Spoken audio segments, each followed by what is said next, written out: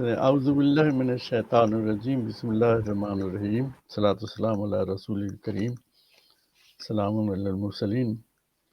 اور اگر تمام قارئین کے لیے یہ بات آج کا موسم آج کا موضوع اگر جائے تو بہت ہی اچھی بات ہے۔ تمام قارئین اور سامعین کو ناظر علی کا سلام۔ ہم نے یہ کہا تھا کہ ہم پچھلے جو ہم نے ایپیسوڈ مکمل کیے ہیں اور ایک ہی موضوع تھا، وہ کیا موضوع تھا؟ درود شریف۔ درود شریف جناب۔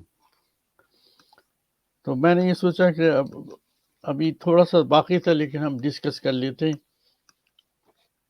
تو پہلے ہم تھوڑا سا پچھلا دوہرا لیتے ہیں، دیکھیں کتنا یاد ہوا ہے۔ ہم دوہرا لیتے ہیں پچھلا۔ آپ کا کوئی امتحان نہیں ہو رہا، میں دہراتا جاؤں گا اور آپ اس میں تصدیق کرتے جائیں گے اور اضافہ کرتے جائیں گے۔ امتحان نہیں ہے آپ کا، ٹھیک ہے؟ گھبرائیے نہیں آپ۔ دل کی دھڑکن بہت تیز ہو گئی۔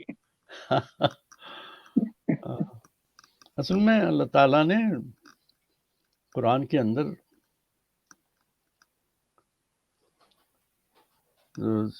سورہ احزاب ہے، اس کے آیت نمبر 56 میں یہ بتا دیا کہ جب محمد رسول اللہ سلام اللہ علیہ پر سلام بھیجنا ہے تو کس طرح بھیجیں گے؟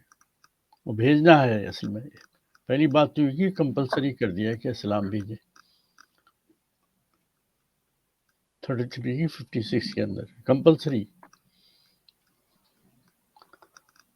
اور اس کے بعد آگے چل کے سورہ صفات کے اندر اللہ تعالیٰ نے گنا کے ایک ایک نبی کا ہم لے کر کہا کہ کس طرح سے سلام بھیجتے ہیں۔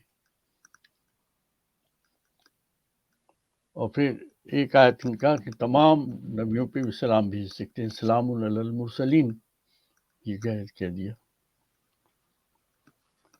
تو ہمارا موضوع وہاں سے شروع ہوا تھا کہ ایک تو اللہ تعالیٰ کہہ رہا ہے اور دوسرے پھر یہ کہ جو انسان نے سلام بھیجنے کے لیے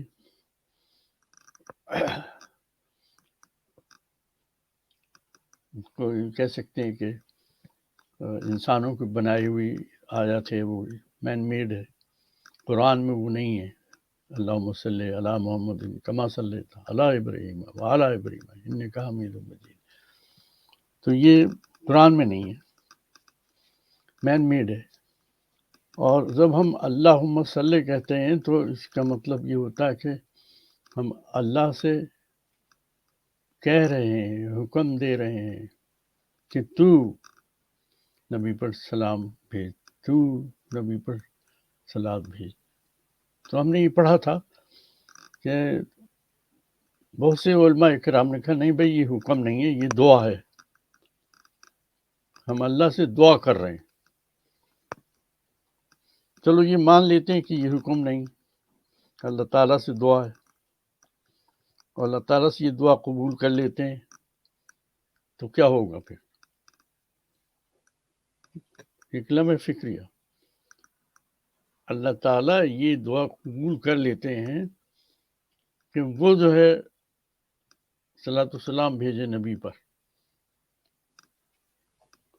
سوچیں وہ کیا کہیں گے پھر؟ وہ بھی اللہم صلی کہیں گے۔ جب وہ اللہم صلی کہیں گے اللہ، تو اس کا مطلب ان کا بھی کوئی اللہ ہے، ان کا بھی کوئی خدا ہے۔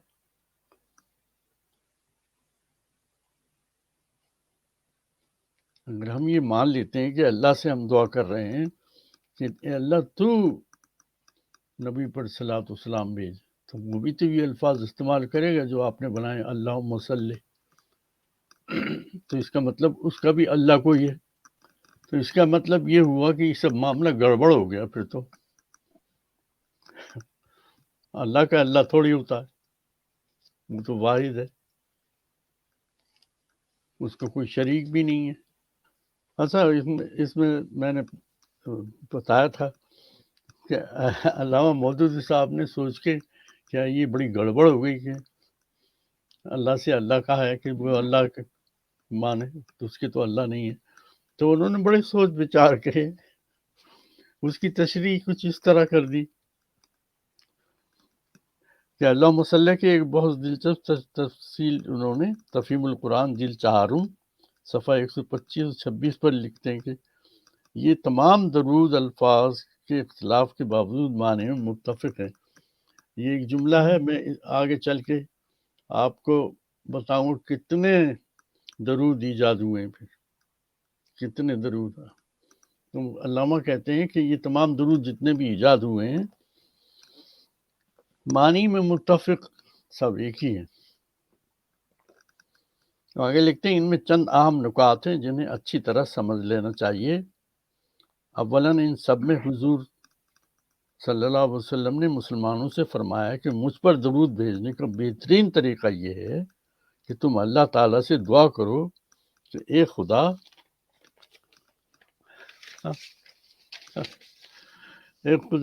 محمد پر درود بھیج. تو آگے لکھتے ہیں کہ نادان لوگ جنہیں معنی کی شعور نہیں اس پر فوراً یہ اعتراض جڑ دیتے ہیں کہ یہ تو عجیب بات ہوئی، اللہ تعالیٰ تو ہم سے فرما رہا ہے کہ تم میرے نبی پر درود بھیجو، مگر ہم الٹا اللہ سے کہتے ہیں کہ تو درود بھیج. حالانکہ دراصل اس طرح نبی صلی اللہ علیہ وسلم نے لوگوں کو یہ بتایا ہے کہ تم مجھ پر صلوات کا حق ادا کرنا چاہو بھی تو تم حق ادا نہیں کر سکتے، اس لیے اللہ سے ہی دعا کرو کہ مجھ پر صلوات بھی فرمائے. تو آگے لکھتے ہیں لہٰذا حضور پر صلوات کا حق ادا کرنے کی کوئی صورت اس کی سوا نہیں ہے کہ اللہ سے آپ پر صلوات کی دعا کی جائے. جو شخص اللہم صلی علی محمد کہتا ہے وہ گویا اللہ کے حضور اپنے عجز، انکساری و مجبوری کا اعتراف کرتے ہوئے عرض کرتا ہے کہ خدایا تیرے نبی پر صلوات کا جو حق ہے اسے ادا کرنا میرے بس میں نہیں ہے، تو ہی میری طرف سے اسے ادا کر اور مجھ سے اس کے ادا کرنے میں جو خدمت چاہے لے لے. کمال کی بات ہوگی، کوئی بھی اس طرح اس کی وضاحت نہیں کر پایا، علامہ مودودی صاحب نے کر دی. وہ کہتے ہیں ہم حق ادا نہیں کر سکتے، اللہ ہی کرے گا. پھر اللہ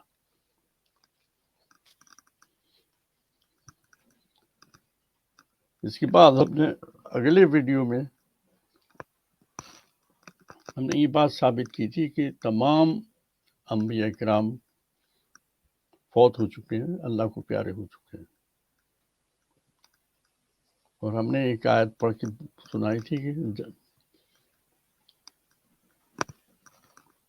کلو ذائقۃ الموت، سورہ انبیاء کی آیت نمبر 35 تھی وہ. اور اس کے بعد ہم نے متعدد آیات پڑھی جس میں تمام نبیوں کے نام لے لے کر اللہ تعالیٰ نے کہا کہ ان کا انتقال ہو چکا ہے، اگر یاد ہوگا آپ کو. اور اس میں استثناء نہیں ہے کسی کا، یعنی ایسا نہیں ہے کہ تمام انبیاء کو تو موت واقع ہو گئی لیکن محمد رسول اللہ سلام علیہ کو موت واقع نہ ہو، ایسا نہیں ہے. اللہ تعالیٰ کے تمام نبیوں کو موت واقع ہو گئی. اور کل نفس ذائقۃ الموت اس بات کی دلیل ہے کہ وہ زندہ نہیں ہے. اور ہم نے پھر یہ بھی کہا تھا کہ اچھا چلو مان لیتے ہیں، یہ قرآن کی بات میں نے اپنی طرف سے نہیں کہی، قرآن پہ کہتا اچھا یہ مان بھی لو کہ مردے سنتے ہیں لیکن وہ جواب نہیں دے سکتے. انہیں یہ شعور نہیں ہے کہ وہ کب خود اٹھائے جائیں گے، تو تمہارے سوالوں کو جواب کیسے دیں گے. غور کریں اس کے اوپر تھوڑا سا. ہمارے یہاں کیا کیا کہانیاں محمد رسول اللہ سلام علیہ کی زندگی، ان کے حیات کے بارے میں کیا کیا کہانیاں، کیا کیا خواب. لوگوں کے خواب میں آتے ہیں، کہتے ہیں فلاں کام کرو، اور وہ صبح اٹھ کے ناچتا ہوا سب سے کہتا ہے کہ رسول میرے خواب میں آئے تھے۔ ہماری قوم جس کے ایمان کو اس کلمے نے بگاڑ کے رکھ دیا ہے، اور شرک میں ہم شامل ہیں، ہم فاسق بھی ہیں، محمد رسول اللہ ان کے خواب میں آئیں گے۔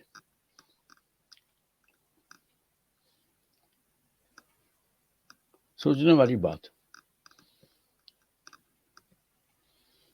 مجھے یاد ہے ہمارے ایک جاننے والے، انہوں نے فرمایا کہ میرا ایک دوست ہے، وہ ایک دن میں 1000 دفعہ یہ اللہم صلی پڑھتا ہے، تو جب راستہ چلتا ہوتا ہے حضور اس کے ساتھ چل رہے ہوتے ہیں۔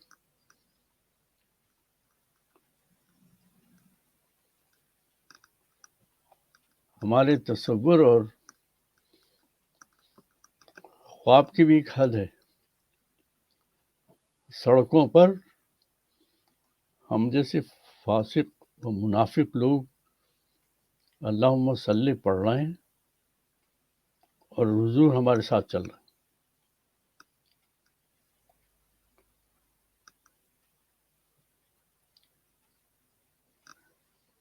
ہم نے بچوں کی کہانیاں تو پڑھی ہیں اور پڑھائی ہیں جس میں تصور کی حد ہوتی ہے اس کے اندر، لیکن یہاں تو کمال کر دیا ان لوگوں نے کہ رسول جو ہیں ان کے ساتھ چل رہے ہیں۔ میرے سامنے جب کہا، میں نے کہا وہ رسول نہیں، شیطان ساتھ چل رہا ہوگا۔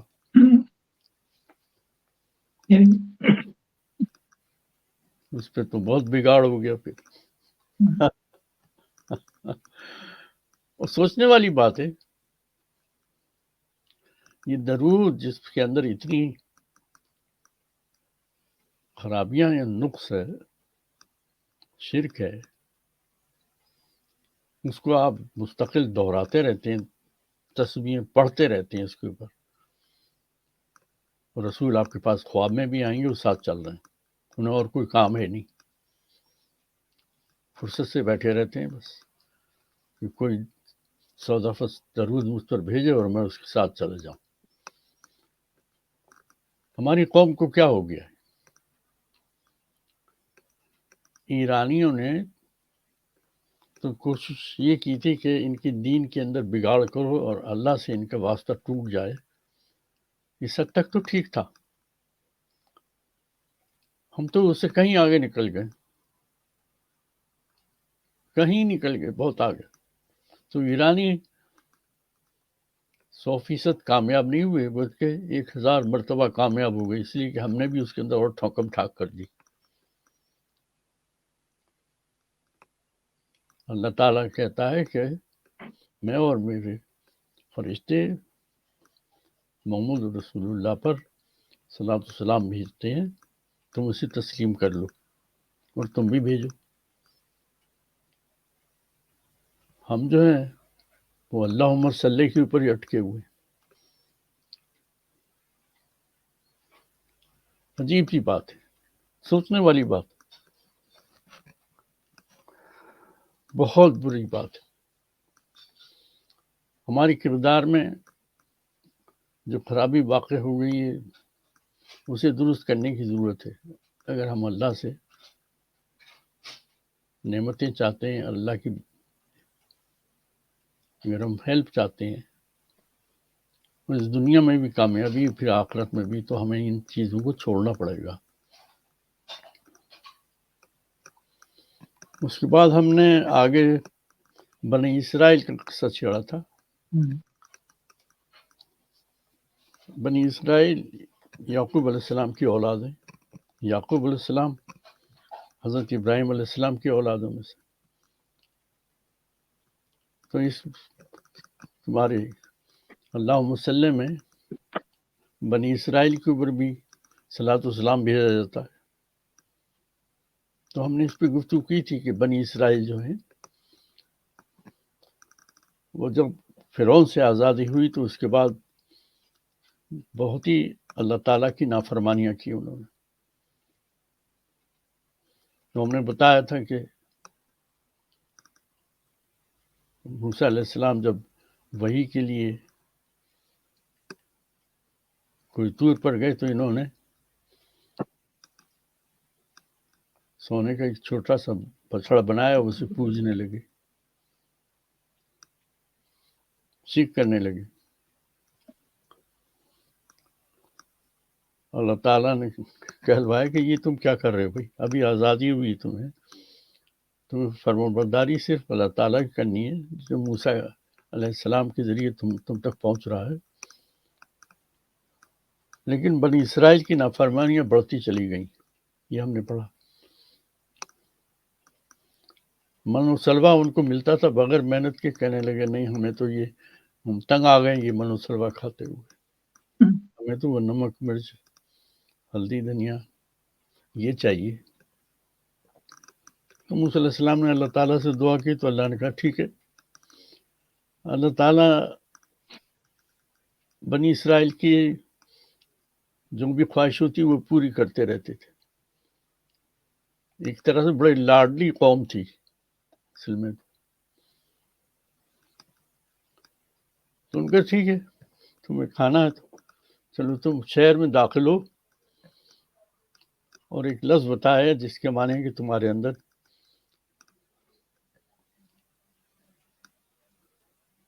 الفاظ کچھ ایسے کہ you are down to earth, کثر نفسی ہونا چاہیے تمہارے اندر جب اس شہر کے اندر داخل ہو. تو انہوں نے کیا کیا, انہوں نے اس کے بجائے لفظ کو ذرا بدل کے گیہوں گیہوں کہتے ہوئے اندر داخل ہوئے. اللہ تعالیٰ کے بہت عذاب آئے اس چہیتی قوم کے اوپر, بہت عذاب آئے, لیکن یہ باز نہیں آئے. تو اللہ تعالیٰ نے آخر میں یہ کہا کہ یہ وہ قوم ہے جو قیامت تک زمین کے اوپر یہ سیٹل نہیں ہوگی, یہ عذاب مستقل آتا رہے گا. یہ ہم نے پڑھا تھا نا. جی بالکل بالکل. اور میں نے اس کا ایک آیت کا حوالہ دیا تھا جس میں اللہ تعالیٰ نے کہا ہے کہ یہ تا قیامت کی کہیں سیٹل نہیں ہوں گے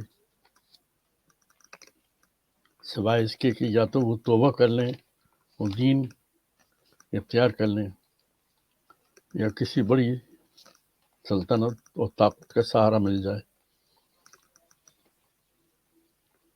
یاد ہے نا یہ جی جی. وہ سورت جو ہے 167 ہے, سورت کا نمبر 7 ہے. 7 جی لکھا ہوا ہے صحیح.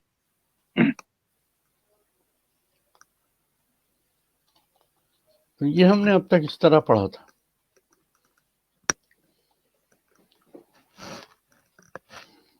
اچھا اب ہم آ جاتے ہیں کہ موجودہ صورتحال میں ہم یہ صلات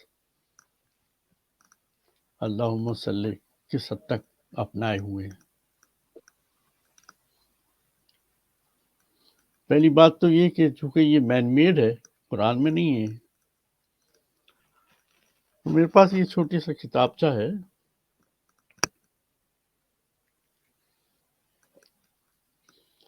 پھر کیا ہوا کہ تھوڑے سے جو عربی نہ تھے جب انہوں نے دیکھا کہ یہ اللہ تعالیٰ سے دعا کرنے کا یہ طریقہ ہے تو انہوں نے بہت سے ایجاد کر لیے, جس کی ابتدا اللہم صلی علی محمد و علی محمد کما صلی تھا, اور اس کے بعد اس میں دعاؤں کے الفاظ جوڑ دیے. تو اس میں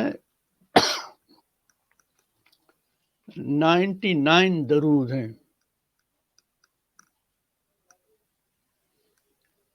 لیے جناب، ایرانیوں نے تو ایک ہی درود ایجاد کیا تھا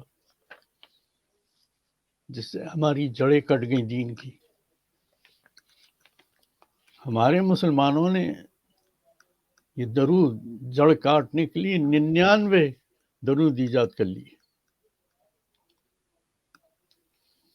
فرماتے ہیں جہالت اور گمراہی سے نجات ملنے کے لیے یہ درود پڑھیں.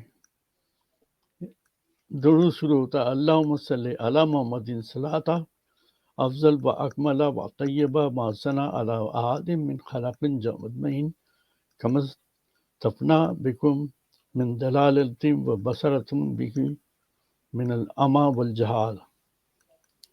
ہر بیماری کا ایک درود ایجاد ہو گیا ہے.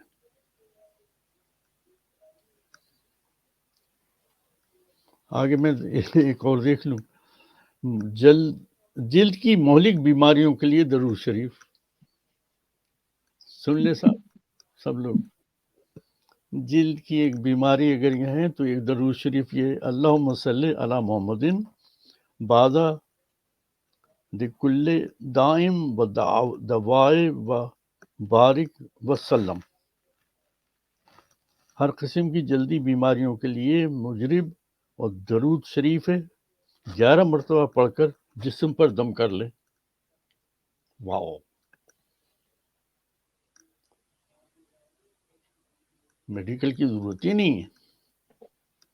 اسپتال بند ہو جائیں گے سارے، ڈاکٹر بے روزگار ہو جائیں گے. آگے ایک اور چھوٹا سا ہے.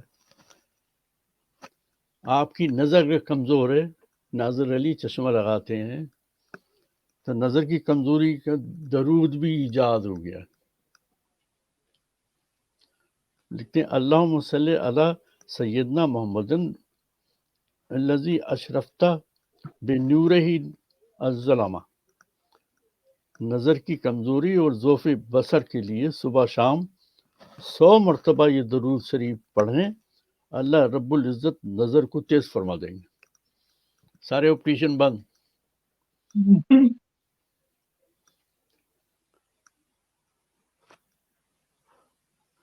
آپ سوچیں یہ 99 ایجاد کیے انہوں نے.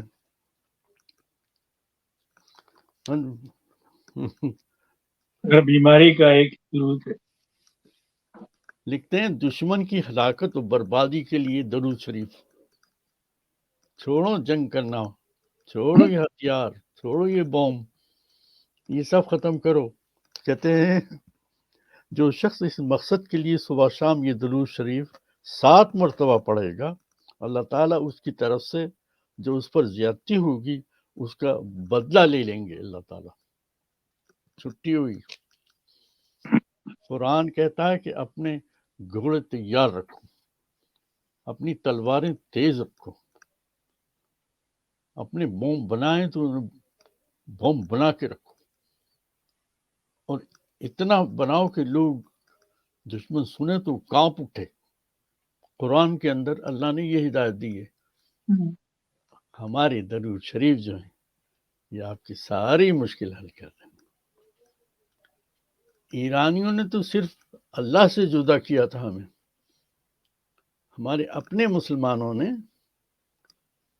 ہمیں اپنی تمام حقیقی زندگی سے جدا کر کے درود کے اوپر لگا دیا. بس پڑھتے رہو. 99 ہے. اور سناؤ کوئی. اور سناؤں. میاں بیوی کے جھگڑے کے لیے ہے اچھا کوئی نہیں؟ سنو. اگر کسی کی سفارش کرنی پڑے تو یہ درود پڑھیں. بہت بڑا ہے، میں ترجمہ پڑھ رہا ہوں. اس درود شریف کی وہی خصائص ہیں جو اس میں الہی روح کے ہیں. آپ یہ درود شریف پڑھ کر جائز سفارش کریں اور کامیابی ہو جائے گی. واہ واہ. پاکستان میں لوگوں کو پتہ چاہیے، وہ رشوت لینا چھوڑ دیں گے. اچھا، جہالت اور گمراہی سے نجات کس طرح ملے؟ فرحان میاں خواہ آپ نے اتنی محنت کی اور ماسٹر ڈگری کی اور 3 کنٹری میں آپ گھومتے پھرے کہ آپ کا کیریئر بن جائے. آپ کو یہ درود شریف یاد ہوتا تو آپ کو گھر بیٹھے سب کچھ ہو جاتا. لکھتے ہیں جو شخص یہ درود شریف پڑھ کر اللہ تعالیٰ سے ہدایت طلب کرے گا اللہ تعالیٰ اسے ضرور ہدایت نصیب کرے گا اور اس کی جہالت و گمراہی دور ہو جائے گی. واہ واہ واہ واہ. یہ ہے جناب درود شریف کے کرشمے.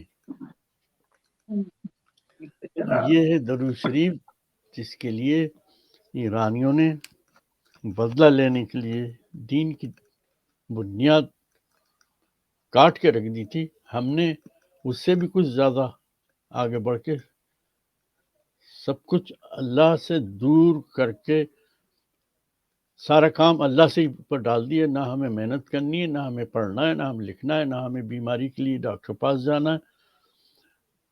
ہمیں کچھ نہیں کرنا، بس یہ درود شریف پڑھتے رہنا ہے.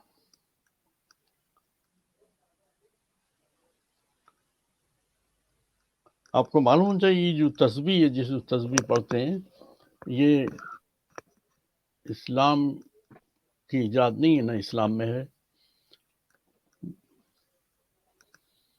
اچھا میں ایک جملہ معترضہ کے طور پر بتا رہا ہوں کہ ایران فتح ہوا اور اس سے ہمارے دین کو بہت نقصان ہوا جو پچھلے 7 ہفتوں سے ہم پڑھ رہے ہیں. لیکن جب انڈیا ڈسکور ہوا، انڈیا آئی تھنک 1495 کے اندر واسکو ڈی گاما نے ڈسکور کیا تھا. 1500 میں تقریباً 1500. اور اس کے بعد انگریزوں نے بھی جانا شروع کیا اور اس کے بعد مسلمانوں نے بھی جانا شروع کیا اور پھر ایرانیوں نے بھی جانا شروع کیا. اور اس معاملے میں ایرانی بہت زیادہ گئے وہاں اور ایرانیوں نے اپنے نقطۂ نظر سے اپنا جو دین انہوں نے تھا وہ پھیلانا شروع کیا. اور نتیجہ یہ ہوا کہ وہاں ایرانیوں کی حکومت ہو گئی جو کئی 100 سال، کوئی کہتا ہے 500 سال، کوئی کہتا ہے 800 سال، سب ملا کر مسلمانوں کا اور ایرانیوں کو تو 800 سال قریب حکومت کی. اس میں ایک سب بڑا جو مارکا ہوا وہ یہ ہوا کہ جو عرب مبلغین تبلیغ کرنے والے انڈیا گئے تو ان کے کردار کو دیکھ کے اور ان کے عمل کو دیکھ کے ہندو بہت تیزی سے مسلمان ہونا شروع ہو گئے. اور ایک وقت کے اندر کئی 100 بلکہ ایک جگہ ہے کہ کئی ہزار ہندو مسلمان ہو جاتے تھے ایک ہی وقت میں.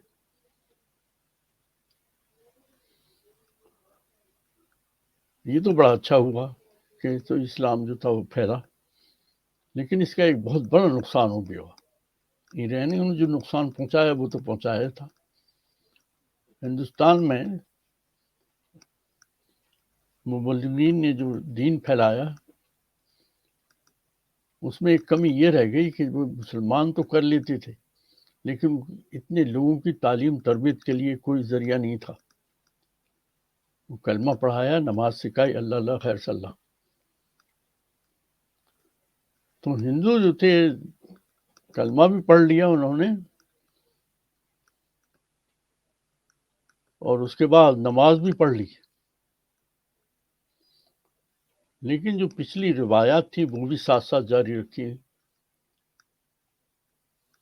ہولی بھی منا رہے ہیں، دیوالی بھی منا رہے ہیں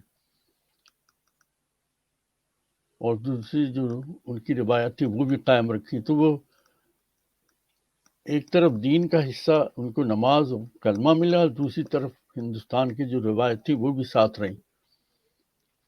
تو وہ دین جو تھا عجیب چونچو کا مربع ہو گیا ہندوستان میں، جو بہت بڑا نقصان ہوا. آج ہم اسی کی پیداوار ہیں. یہی ساری حرکتیں ہم جو کرتے پھر رہے ہیں، یہ سب ہم اس لیے کرتے پھر رہے ہیں کہ دین کی اصل جو روح تھی وہ ہم تک نہیں پہنچی. اور مغلیہ دور نے تو ایک نمونہ پیش کیا کہ اگر آپ کو ہندو لڑکی پسند ہے، آپ شادی کر لیں، اور وہ پھر چونکہ ہندو ہے تو آپ گھر کے اندر اس کے دیوتا لا کے ایک کمرے میں رکھ دیے کہ دیوتا کی پوجا بھی کرو اور میں جا نماز پہ نماز بھی پڑھ لوں. حتیٰ کہ جلال الدین اکبر بادشاہ کے بارے میں یہ ہے کہ اس نے ہندو عورت سے شادی کی تو گھر میں بھی ایک مندر بنا ہوا تھا، اور یہ فجر کی نماز کے لیے اٹھتے تھے تو فجر کی نماز بھی پڑھی، اور وہ عورت جو تھی جب سورج نکلتا تھا وہ سورج کی پوجا کرتی تو یہ اس کے ساتھ پوجا بھی کرتے تھے. بہت بڑا نقصان ہوا یہ. تو آج ہم اصل میں اصل دین سے دور صرف اس کلمے کی وجہ سے نہیں ہوئے. کلمہ تو تھا ہی جڑیں کاٹنے کے لیے، درود ہے دریدن ہو گیا، لیکن دوسرا بڑا نقصان یہ ہوا کہ ہندوستان میں دین جو تھا وہ اپنی اصلی شکل میں نہیں پھیلا. آج ہم اسی کی پیداوار ہیں، اور وہ روایات اور وہ رسومات ہماری نسلاً در نسلاً جڑوں میں بیٹھ گئی ہیں.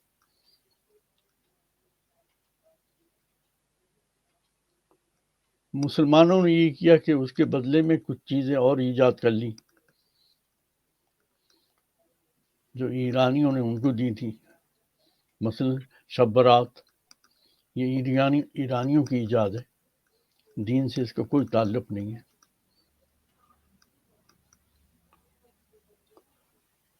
ابھی یہ بقرعید آنے والی ہے، میں بہت کلیئر الفاظ میں بتا رہا ہوں اور میں اس کو ڈیبیٹ کرنے کو تیار ہوں کہ یہ جو قربانی ہمارے ہر گلی میں بکرا اور بھینس کاٹی جاتی ہے، قطعی اس کی کوئی ہدایت نہیں ہے قرآن میں. قرآن یہ کہتا ہے جب تم حج کو جاؤ تو وہاں پر تمہیں قربانی کرنی ہے، اور اس کا مطلب بھی سمجھایا کہ قربانی کیوں کرنی ہے. سورہ بقرہ کی آیت نمبر 192 ہے غالباً. اللہ تعالیٰ فرماتے ہیں کہ اگر تم وہاں تک نہ پہنچ سکو اور آدھے رستے میں ہی پھنس جاؤ کسی وجہ سے، موسم کی خرابی سے یا کوئی جنگ ہو گئی کیا ہوا، تو تم اسی جگہ قربانی کر دو.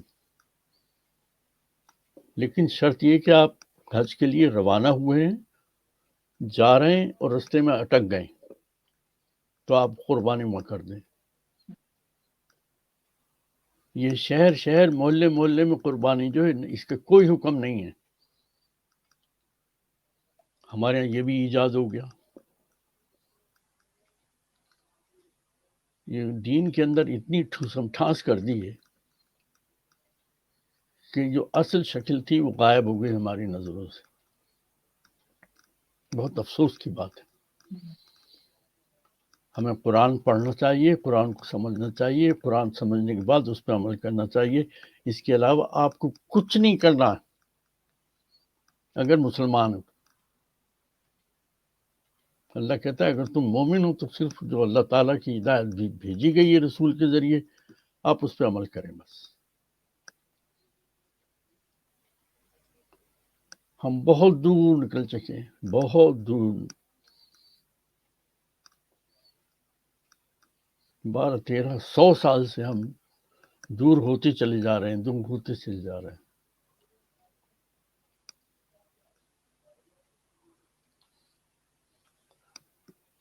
نماز چلو ٹھیک،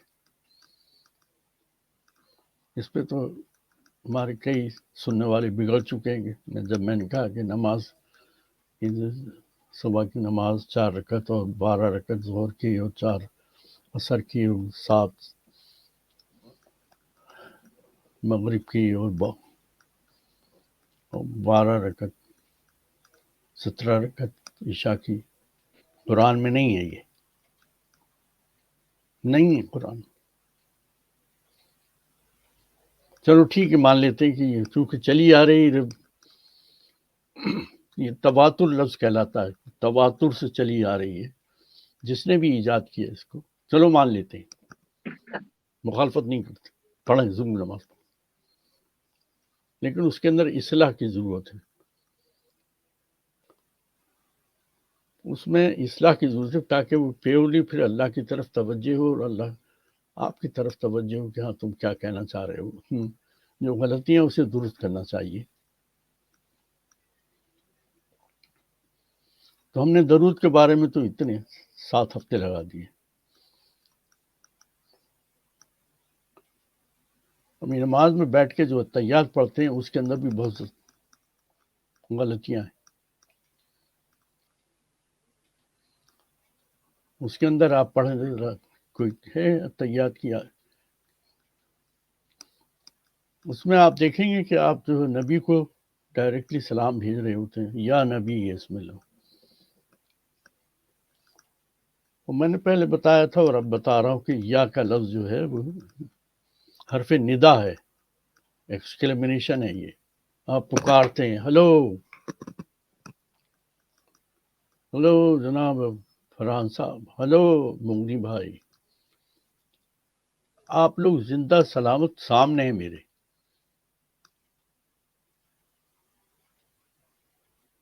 تو اس لیے یا کا لفظ استعمال ہوتا ہے. اب اس تحیات کے اندر جو ہے نبی کے ساتھ جو ہے یا کا لفظ ہے، یعنی ہم انہیں زندہ اپنے سامنے دیکھ رہے ہوتے ہیں، نماز کے اندر وہ ہم پڑھ رہے ہیں.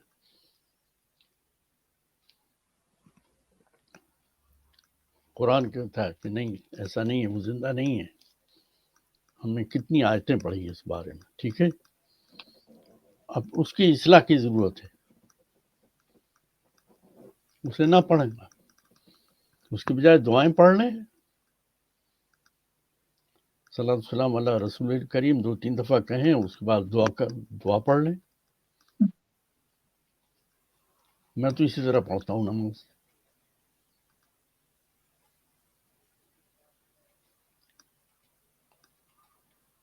یہی نہیں، ہمارے یہاں جو بڑے لطیف خیز بات ہے، ابھی میں کوشش کروں گا کہ بہت زیادہ ٹائم نہیں لوں آپ کا، کہ ہمارے یہاں جو حضور سلام علیہ کی جب وہ تاریخ پیدائش آتی ہے تو میلاد نبی ہوتے، میلاد نبی ہوتے گھر گھر میں، مرد عورتیں بچے سب شامل ہوتے ہیں. اور اس میں کوئی خاتون جو اپنے آپ کو تعلیم یافتہ اور دین کی بہت برگزیدہ شخصیت کہلاتی ہیں، وہ بہت سے بیانات کرتی ہیں حضور کے بارے میں. پھر آخر میں سلام پڑھا جاتا ہے، بھائی تو سب کھڑے ہو جاتے ہیں، بیٹھے تھے اب کھڑے ہو جاؤ، اور کیا پڑھتے ہیں؟ یا نبی السلام علیکم. سلام علیکم، لہرا لہرا کے پوری محفل پڑھ رہی ہوتی ہے، یا نبی سلام علیکہ. قرآن کہتا ہے کہ نہیں، وہ زندہ نہیں ہے، وہ تمہارے سامنے نہیں آ سکتے. ہم نے کہا اللہ تو کہتا رہے، ہم نے تو زندہ رکھا ہے اس کو، ہم تو اسی طرح سلام بھیجیں گے، سامنے رسول آ گئے بس کھڑے ہو جاؤ. اللہ کی نافرمانی اور اپنے آپ کو ہم مومن سمجھتے ہیں، اس لیے کہ 5 وقت کی نماز پڑھتے ہیں، اس لیے کہ 6 روزے ایکسٹرا رکھتے ہیں ہم، اس لیے کہ ہم بقرعید پہ قربانی کرتے ہیں. ہم سمجھتے ہیں ہم مومن ہیں. ہمیں اپنا جائزہ لینا چاہیے. ایرانی تو صرف اللہ سے دور کرنا چاہتے تھے. ہم نے تو یہ کیا کہ اللہ کو دور تو کیا، ہم نے اللہ کے شامل بھی بہت کچھ کر لیا لوگوں کے ساتھ. رسول کی وہ اہمیت دی، اتنا اس کو بلند کیا کہ اللہ کی جگہ بٹھا دیا اس کو. اور اب رسول کے خلاف ورزی کوئی ایک جملہ بھی کوئی کہے تو اس کو قتل کرنے کو تیار ہو جاتے ہیں. اللہ کے خلاف کتنی باتیں آپ کرتے رہو، کسی جو نہیں رنگتی. اور یہ چاہتے ہیں کہ اللہ تعالیٰ ہمارے ساتھ جو ہے وہ برکتیں بھی دے اور نعمتیں بھی دے اور ہمارے پر رحم کرے اور ہم جنت میں بھی چلے جائیں. تو ایسا نہیں ہے، ایسا نہیں ہو سکتا. یہ بڑے بڑے علماء اکرام حضور سلام علیہ کی تاریخ پیدائش کے اوپر کتنے بڑے بڑے جلوس، مائی گاڈ، کیا تقریب ہوتی ہے، کیا سجاوٹ ہوتی ہے. بجلی کی پاکستان میں کمی ہے، لیکن جب حضور سلام علیہ کی تاریخ پیدائش آتی ہے تو پورا ملک جو ہے قوموں سے جگمگا اٹھتا ہے. اس وقت بجلی کی کمی نہیں ہوتی. ویسے وہ روتی پیٹتے رہتے ہیں، ہائے ہائے پنکھا نہیں چل رہا، ہائے ہائے ہماری گرمی ہے. ویسے وہ ہائے ہائے کرتے رہتے ہیں. لیکن اس دن جو ہے وہ کس طرح خرچہ کرتے ہیں اور بجلی استعمال کرتے ہیں.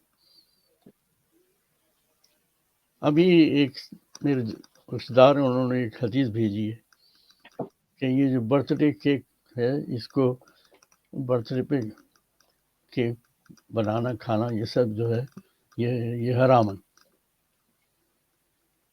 چلو ٹھیک ہے، برا ماننے کی ضرورت نہیں تھی، میں برا نہیں مانا، میں نے کہا ٹھیک ہے.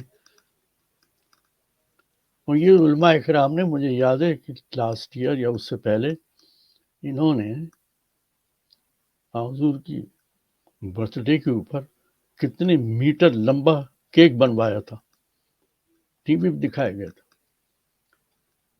پتہ نہیں 10 میٹر کچھ اس طرح، اتنا بڑا کیک. اور وہ تمام مولویوں نے جناب کاٹ کاٹ کے کھایا اور قوموں نے نوچ نوچ کے کھایا اس کو. یہ ہم یا نبی سلام علیکہ،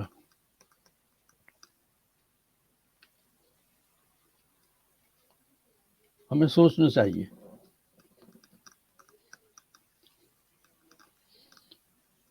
ہمیں اپنے کردار کے اندر وہ خوبی پیدا کرنا چاہیے جو اللہ تعالیٰ چاہتا ہے. ہمیں اللہ تعالیٰ کا فرما بردار ہونا چاہیے، اطاعت گزار ہونا چاہیے. جو رسول اللہ سلام علیہ نے ہمارے پاس پیغام بھیجا ہے، اس کی جب ہم پابندی کرتے تو وہ رسول اللہ کی بھی پابندی ہو جاتی ہے.